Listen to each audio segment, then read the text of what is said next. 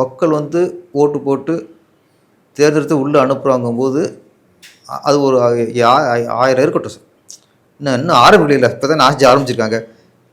ஆட்சி ஆரம்பித்து நிறை குறை எதை சொல்லுவீங்க? ஒரு செயல்பாடு வந்தால் தானே அதை நிறைய குறை சொல்ல முடியும். நீங்கள் இன்னும் செயல்பட ஆரம்பிக்கல, இப்போவே பெரிய ஆவேசமாக பேசுகிற அளவுக்கு இங்கே ஒன்றுமே இல்லை. இந்த பிரேமலதா விஜயகாந்தாக இருக்கட்டும், உதயநிதி அவர்களாக இருக்கட்டும், இந்த ஆவேசம் பேசுகிற அளவுக்கு இன்றைக்கி ஒன்றும் இல்லை. அது உதயநிதி பேசுகிறதுலாம் இந்த 50 வருஷம் அந்த திராவிட அரசியல் பேசினாங்கல்ல, இதே பேச்சு பேசுவாங்க. இல்லை, சரியாக தானே சொன்னார்.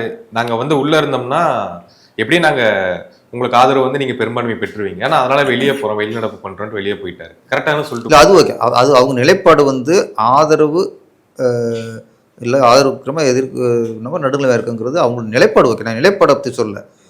பேச்சு வந்து அவங்க என்ன சொல்கிறாருன்னா, அது அந்த ஒரு ஆரம்பிச்சு உட்காந்துருக்காருல, அதை ஒரு ஊனிங்காக பேசுகிறாரு.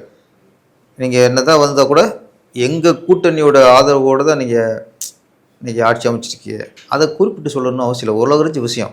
அதை நேர்கிறது மனசை புண்படுத்துகிற மாதிரி இதெல்லாம் ஒரு சிறுபுலத்தனமான ஒரு உண்மை தானே சார்? உண்மை சார், உண்மை சார். உண்மைங்கிறத சிலது சொல்லாமல் இருக்கும் சார். சில விஷயத்தை சொல்லாமல் இருக்கிறது தான் தன்மை.